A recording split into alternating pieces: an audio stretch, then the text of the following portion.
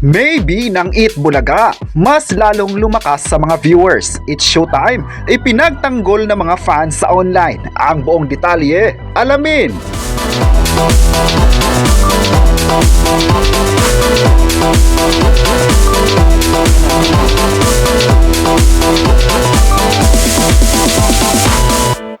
Ngayong July 13, 2026, mainit na ipinagtatapat na naman sa social media ang It's Showtime at Eat Bulaga.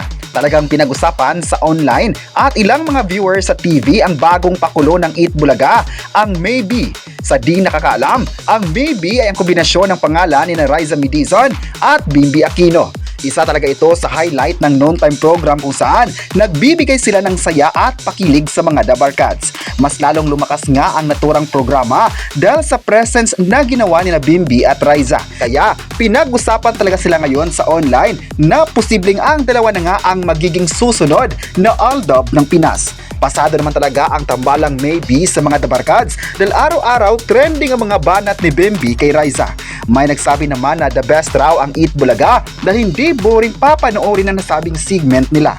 May nagsabi naman na kung patuloy na susuportahan ng mga tao ang tambalang ito, baka ito na ang magpapalakas ng Eat Bulaga at matatapatan ng It's Showtime sa TV ratings. Grabe naman talaga ang chemistry na dala sa entablado ng Eat Bulaga at nagustuhan ng lahat. Say pa ng netizen, sana hindi sila pakakawala ng TV5 dahil malaki ang maitulong nito sa programa.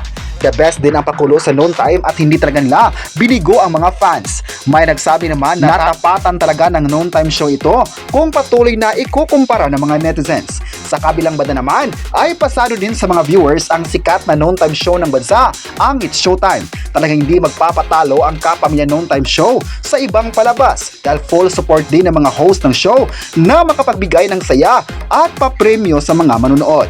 Marami sa ngayon ang nagsabing hindi naman talaga matatalo ang noontime program dahil patuloy pa rin namang malakas ito sa masa. Kahit ilang years na silang mapapanood sa TV, ngunit patuloy ang pamamayagpag dito.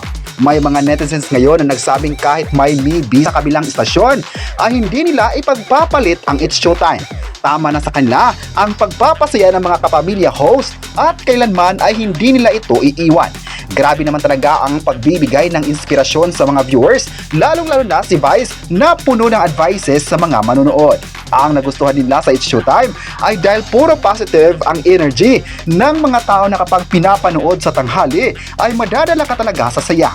May nagsabi naman na kahit anong programa pa yan ay dapat susuportahan ito dahil pareho lang naman silang nagpapasaya sa mga manonood. Hindi dapat sila ikukumpara dahil partner naman sila sa saya at papremyo sa mga Pinoy. Kayo, ano ang masabi nyo na itinapat ng netizens ang It's Showtime at Eat Bulaga?